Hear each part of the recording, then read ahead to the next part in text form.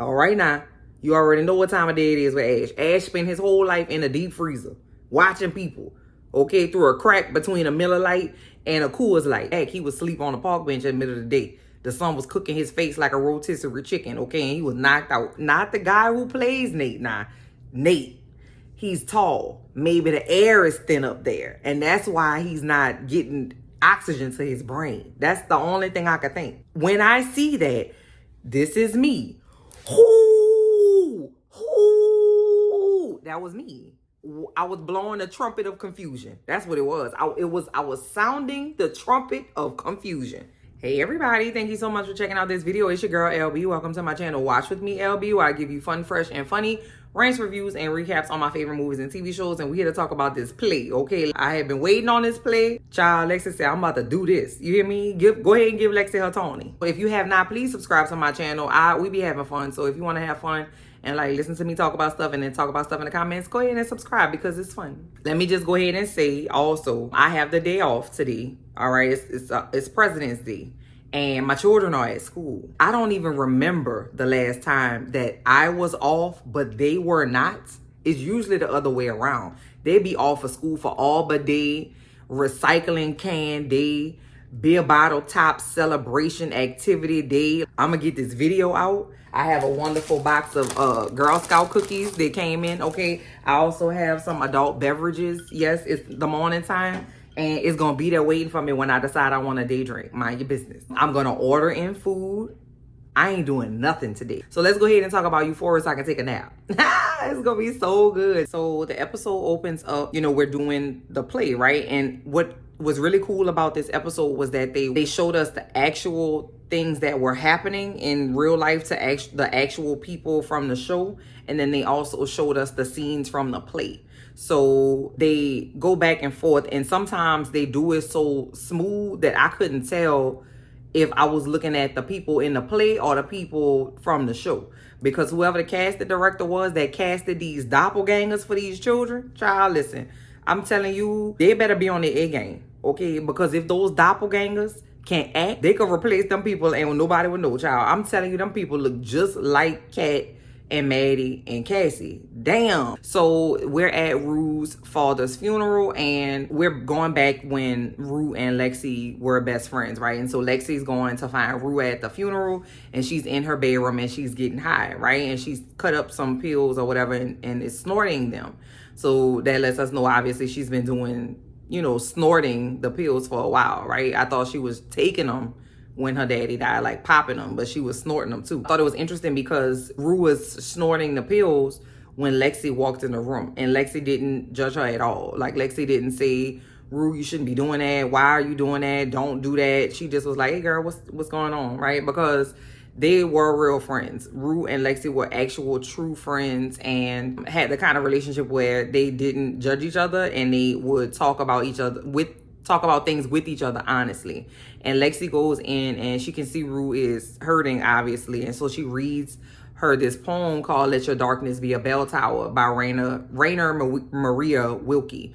And it's a really beautiful poem, and it's very timely for what Rue is facing, right? And so we see that this is the beginning of Lexi's play, and the play is called Our Life, and it's done at the high school, and everybody's there. Cassie and Lexi's mom is there, and basically the whole cast is there. Even Elliot's there. At this point, Rue and Jules have not spoken to each other. Obviously, she hasn't spoken to Elliot, and we don't know how the cast responded to her time of crisis when she was in withdrawal. So this has been some time now after that, because she looks much better, much healthier, much happier, cleaner, okay? And she's at the play, and I guess she has no idea what it's about either, right? Because again, nobody pays attention to Lexi and nobody really knows what she has going on, right? And so everybody's there waiting to see what Our Life gonna be hidden for. Also, in the very beginning of the episode, we see Lexi talking to Faz on the phone, and they have been developing their relationship, and they are on the phone talking about Lexi's play, right? And Lexi's very worried that when people see it, that they're gonna realize that it's about them and be upset about it, right? And she was like, what if people realize that it's about them and they think that I'm making fun of them, or I'm being mean. And Fez was like, well, shit, are you trying to be mean? And she was like, no, I'm not trying to be mean at all. And then he was like, well, you ain't got nothing to worry about, right? But I don't believe that, okay? I think Lexi is like, listen, this is my life. I've been a bystander to all of y'all shenanigans, and so much so that y'all stuff has been a part of my life. So I'm about to write this play, and y'all gonna be in it, and I don't know what to tell you. Like a little messy and a little bit of like truth telling and a little bit of creative license. And we also see that Fez has gotten her some roses and a card, and he's getting ready to go to the play. Faye is steaming his clothes for him. The last couple times we've seen her, she ain't been fall down high drunky. Like, she's been normal, right? She's not been high. She's clean. She's not falling down all over the place. And she looks like her and Fez kind of are cool. You know what I mean? I couldn't tell if I was getting like, oh, I kind of like you kind of vibes, or if it was like, yeah, you kind of cool and I appreciate you. You a stand-up guy kind of vibe. She was steaming his clothes, and he's going to wear a nice little suit and tie. It's very, very sweet. And she's doing that. And her boyfriend, Chester, what's his name? Clovis? I forgot his name. Comes and knocks on the door. Now, you remember, came over to tell Faye that he was informing with the police or whatever. So he comes over and he sits on the sofa and he calls Faye over, and he's like, Faye, listen, you remember what I told you? And I said, shut it up, because I'm at work right now. Ash sees this exchange from far away. He doesn't hear what they're saying, but he sees that he's telling her like, chill, bro, don't say nothing, don't do nothing, you just be cool, and we gonna do the thing, and you be alright. Like, he sees that from afar. Now, you know Ash. All right now. You already know what time of day it is with Ash. Ash spent his whole life in a deep freezer, watching people, okay, through a crack between a Miller Lite and a Coors Light. He knows how to watch things from afar, read lips, read body language, and that's what he's doing, right? So he knows that something ain't right with Chester, and something going on with Faye.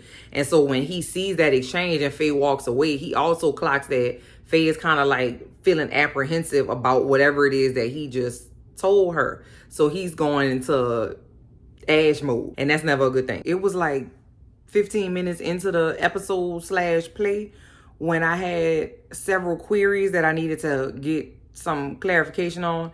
And the main one was who is in charge of the budget for this high school performance, because they had rotating stages, they had lighting effects, they had a digital board, they had AV equipment set up like headphones and walkie-talkies and life-size replica of Fez's corner store where he sell drugs out of. And I'm just like, who does that? Like, how did that happen? Lexi's play is going really, really well, but she notices at about this time that Fez should have been there by now, and he's not there. All throughout this episode and prior episodes, he was like, listen, there's no way I'm gonna miss it. I'm gonna be in the front row. I'm gonna be there before you. I'm gonna help the people set. Like, he was like really encouraging her all up into the play and was really excited about the play.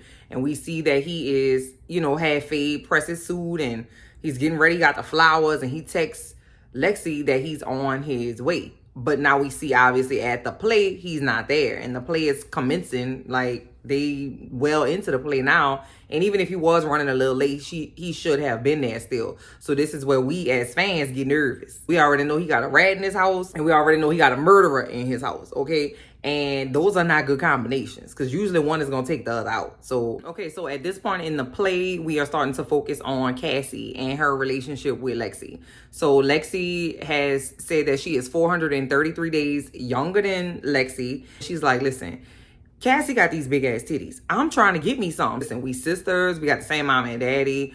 All I got to do is wait till I get to be her age. Then my titties going to pop out, and then I'm going to be Gucci. All the boys going to want me. Going to be like, ooh, I just wish I would have talk to Lexi, because now she got titties and it's on. So when that did not happen, 433 days later, she started to talk about how she has always obviously been watching Cassie, right? And Cassie's relationship with boys and like men in her life. And Lexi is talking about how has always been kind of looking at Cassie and never really experiencing the same things that Cassie has. And she talks about how it's so crazy because when they were younger, they wanted the same things and they had the same goals. They wanted to do the same thing. But then Cassie developed and started getting attention from boys, and Lexi didn't in either aspect, and how much that made a tangent in their relationship, and it caused them to kind of grow apart. And that was very difficult for Lexi to experience, right? We also see a really quick scene with Cassie and Lexi in a flashback, and we saw this scene earlier in the season when we were getting back. Was it this season?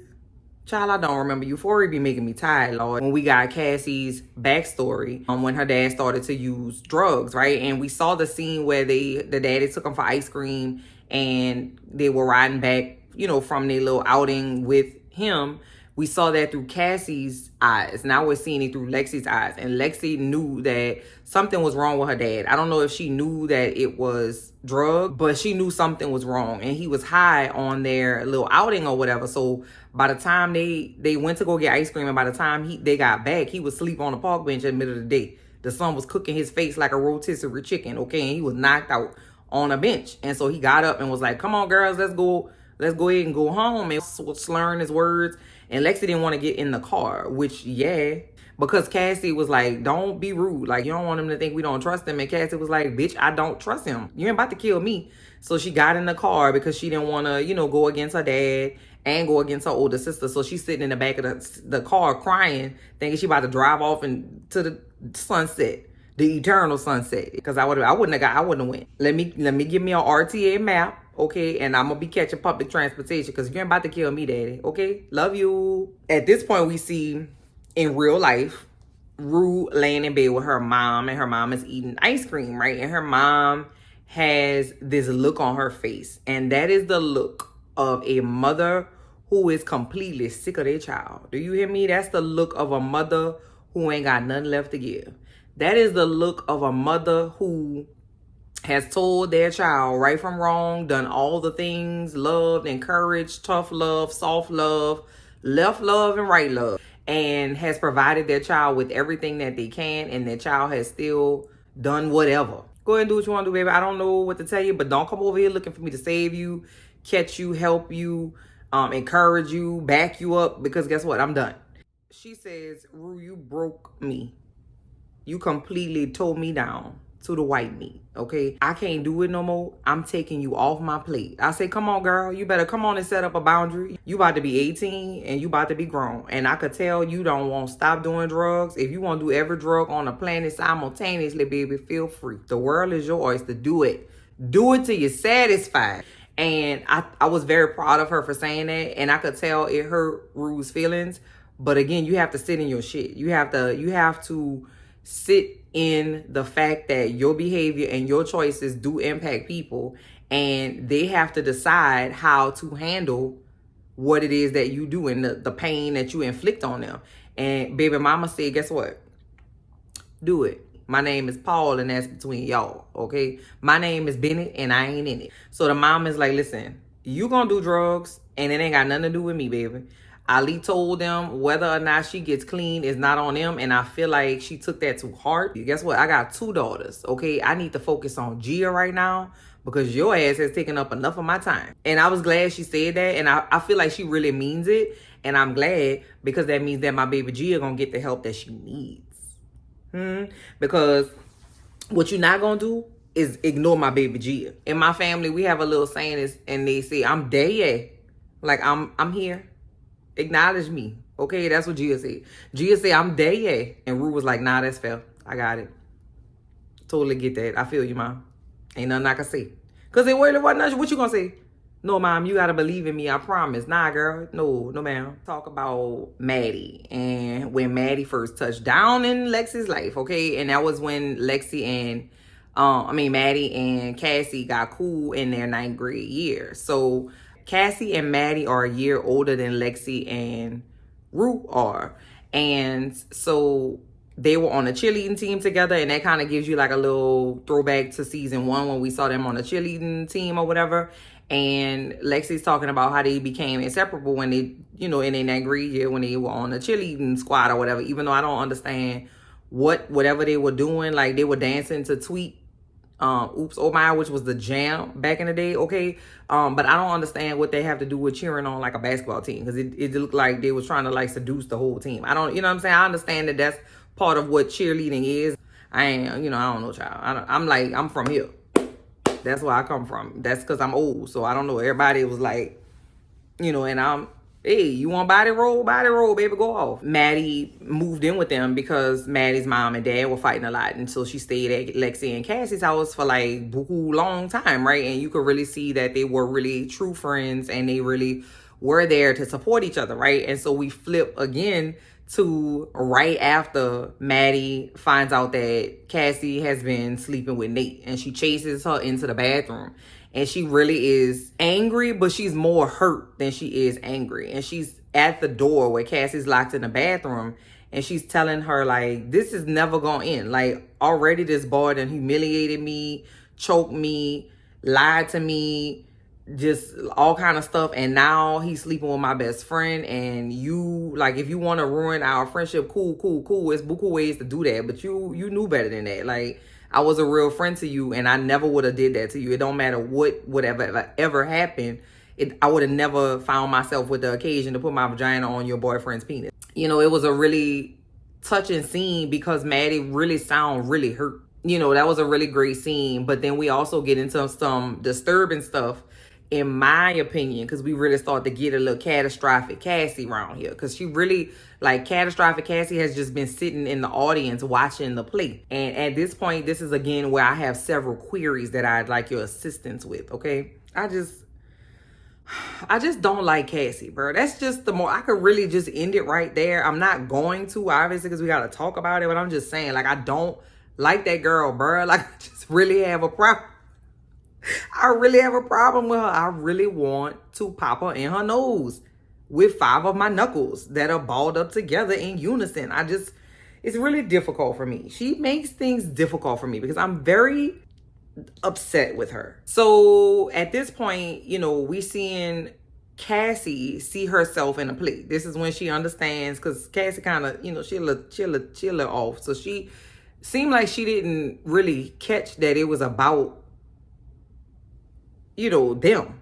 But she realized it, right? And there was a scene when Cassie and Lexi were dancing in a living room with their parents, and it was a really sweet moment, right? It was before her daddy got on drugs and her mom and dad separated, when they were all a family together, right? And it really made Cassie very, very emotional, and she went to the bathroom to cry, right? And she had to, get herself together. She didn't allow herself to fully cry. It was like a silent, when you gotta sneeze, but you can't sneeze on planet Earth no more because of COVID. You know what I'm saying? So you have to internally sneeze, but then it make your throat feel like it's going to explode. That's what she did with her cry. The thing that disturbed my spirit was when she was in the mirror and she was like, yeah, girl, not Harley Quinn, child. Not Harvey Two-Face from Batman. Not Dr. Jekyll and Mr. Hyde. Listen, that girl, that was creepy. I just didn't enjoy it. Sydney Sweeney, girl, collect your award and go and collect your $200, please. Sydney Sweeney is cool, okay? Cassie is just, that baby needs therapy and guidance. I just need her to get it together. And then also in this scene, we see her and Nate in bed, and they get ready to do the grown people dance. She says to Nate, who looking back like, yeah, bro, I got your dumb ass. So he's laying in the bed and she gets on top of him and she's like, I want you to do whatever you want to do with me, right? And so at first I was like, okay, that's dirty talk. All right, we grown. Even though you're not grown, but I'm grown, so I know. That baby goes on to just completely just ruin my whole evening. She says, I want you to tell me what to wear. I want you to tell me what to eat. I want you to tell me where to go. I'm going to trust that you know what's best for me.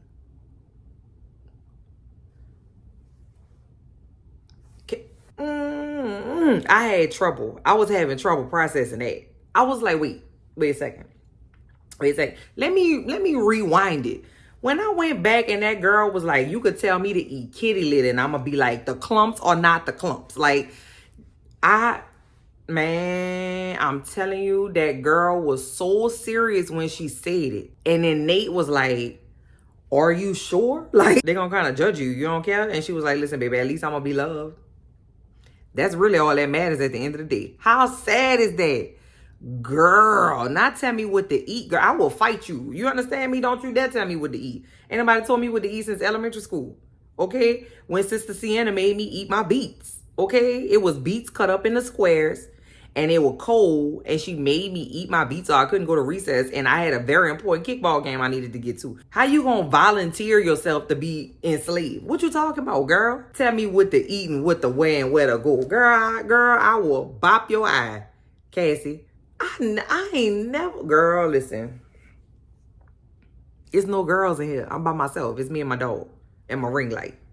Let me move on, child, because because we got some other stuff to talk about, child. That wasn't even the highlight of the episode, okay?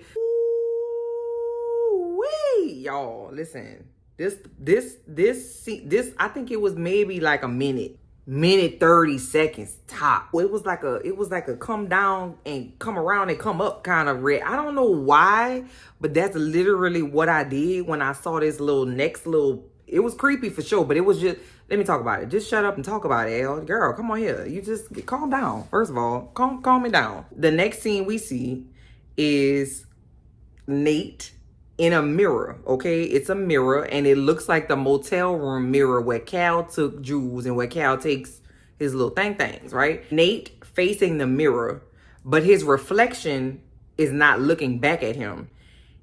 What he sees in the mirror is what we see, his back. We see Cassie walk up and Nate turns around, right? And it's Nate, but the reflection does not turn around. And we think it's Cassie, but it's actually Jules. I'm trying to explain it to where you understand what's happening, but you understand the significance and why I did the come around, go down, and come up with my hands while screaming kind of situation.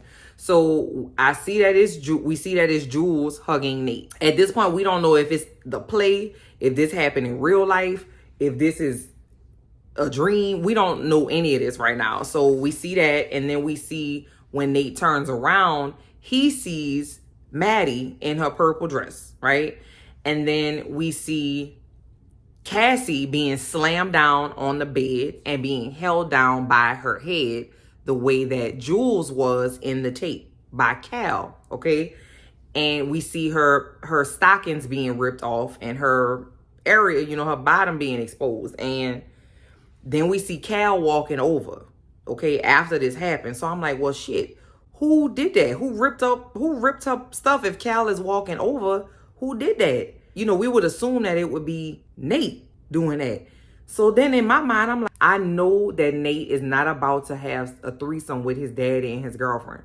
That was the first thing came to my mind. Because if it was, I was about to throw my TV out a third-story window, babe. I wasn't going to be able to take that. I wasn't going to be able to do it, okay? We see Cal walking over to the bed, and he lays down on top of Nate. Listen, on top of Nate. His son is what I'm saying. That's the Nate I'm referring to. Just in case you thought it was another Nate, like Nate Dogg, may he rest in peace. I don't know if you thought it was like, I got a cousin named Nate. It wasn't him. No, it was Nate from the show. His daddy laid on top of him in the nude. When I see that, this is me. That was me. I was blowing the trumpet of confusion. That's what it was. I was sounding the trumpet of confusion is what happened. I just figured it out on camera, live and in living color. I'm tired of Euphoria, bro. They be dragging me through an emotional roller coaster every Sunday and just be setting up my Monday to just be anxious. Okay, I just need them to just give me time. Okay, give me time. Okay, that's what Boy George said. And do you really want to hurt me? Oh my God, y'all. I didn't know if I was scared. I didn't know if I was like, I don't know, because I did feel like, I said it in the episode where Cal told his children that there was assholes pissed on the floor and left, that I felt like when the mama kept talking about how, something happened to him when he was 8, I was thinking something like unspeakable, right? I said, listen, I don't want to see that. I don't want to hear nothing about it. But guess what? They gave me a little something, right? But it was a dream. It was a dream, y'all. It was a dream. Quit playing with me, Euphoria. Don't do that to me. Don't do me like that. Y'all, comment down below and let me know what y'all thought when y'all saw that scene. Because y'all, I started laughing before I could press record to start talking about this stuff. I started laughing before I could press record to even start talking about this next scene, y'all. Like, let me tell you something. Everybody, let's picture it together, okay? Just picture yourself, okay, at 17, 16, 17, 18 years old, sitting in the auditorium with your entire school, and we start to hear, I need a hero, okay? It's actually called Holding Out for a Hero. But you know the song. You've heard it in several movies. They do montages to it. You know, somebody's fighting against the odds, or like, you know, running in New York traffic and they trying to get to the meeting of their life. Oh, but not today. Okay, today we see Nate.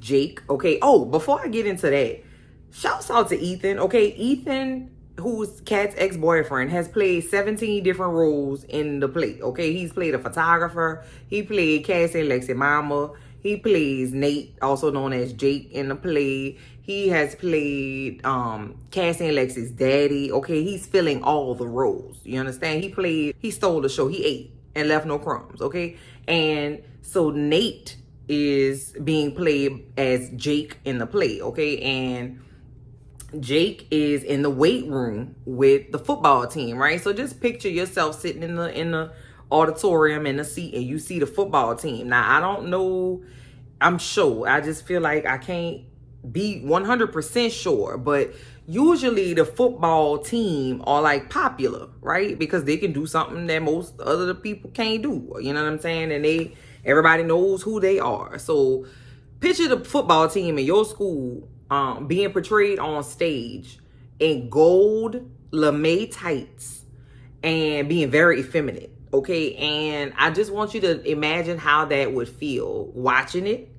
And that's how you'll feel watching this scene. Because, babe, I was fully immersed in the experience. You hear me? The entire football team was depicted as being gay, and they were dancing to the song Beyond, Holding Out for a Hero, using very sexual dance moves. I'm talking about humping and thrusting and like blowing, okay? And I could not believe it, okay? And Nate, the actual Nate, crazy stalker murderer, will be on the ID channel definitely sooner than later, was sitting in the audience like holding back the rage, okay? Couldn't contain the rage, all right? So Cassie is now back from having her calamity in the bathroom where she was two-facing, you know, on the emotional roller coaster, smiling and crying at the same time. And she's trying to support him. Don't touch me. Baby, they say, don't touch me right now. I'm holding on for dear life right now because I'm about to murder everybody in this auditorium. They played the chorus to the song like you thought the song was about to end, right? Because they kept getting more sexual and more sexual. I'm talking about jizzing all over the place. You understand me? Like metaphorical semen being sprayed, all right? Just gird your loins, all right? Because it's out here, all right? It's semen everywhere. When we see Lexi's face, she knows what she did by putting that scene in there. She knows it because I said it once, I said it twice. Lexi's an observer. Lexi knows exactly what the fuck is going on. Like, we know that Nate is struggling with his sexuality, right? He is in love with Jules, who is trans, and he maybe, you know, have some other feelings, right? Sexuality is fluid, baby. He is flowing. Seeing himself depicted like that on the stage in front of the whole school is making him have a whole, like the whole left side of his brain is liquefied and is oozing out his ear. He gets up and he walks out of the gym. The song's still going. I'm telling you, they played I'm holding on to a hero to the morning light. That little part 9 times consecutively. That's not how the song go. But she was trying to evoke like, these dudes are gay, baby. Like, this is what I want you to take from this. Lexi said, listen, if you don't leave here with nothing else, know and understand that Nate is gay. Don't out people like that, Lexi girl. Don't do that. Don't do that to the people. Okay, you know better than that. And Rue was killing me. Rue was like,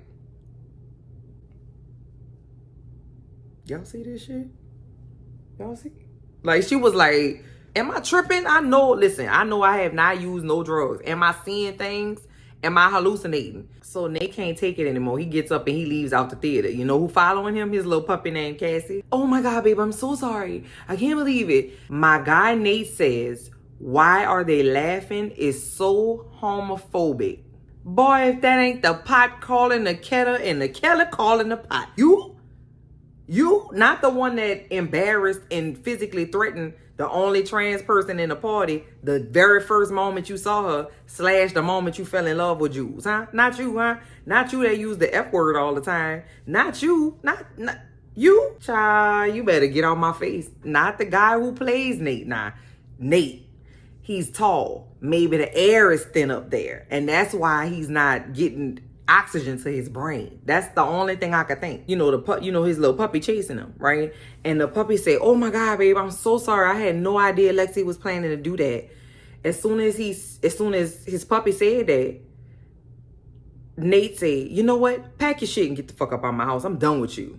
And leaves her stranded in the hallway of the high school. Calamity Jane turns on her heels like she Carrie. You remember the movie Carrie from back in the day? My baby was giving me Carrie vibes. That girl turned on her heels and started walking up the hallway buku slow and deliberate. I'm like, girl, you done had you a breakdown, huh? My feeling is that she's gonna try to find Lexi and murder her backstage. This is what I've been waiting on. Give me a battle royale. That's where we leave the episode. That's where we end the episode, right? And I'm trying to figure out how they gonna wrap up 45 storylines with one episode. The episode better be 7 hours long. I got questions, all right? I'm hoping I'm getting some more play because the play shouldn't have ended there. I'm assuming we get to see the final act of the play next week. And I need to see what that finale gonna be hitting for. Okay, comment down below and let me know what you thought of this episode, y'all, because I thought it was very good. And I'm very excited to talk about it with y'all. Y'all know we be getting it in the comments, okay? Thank y'all so much for watching this video. I love you. Goodbye.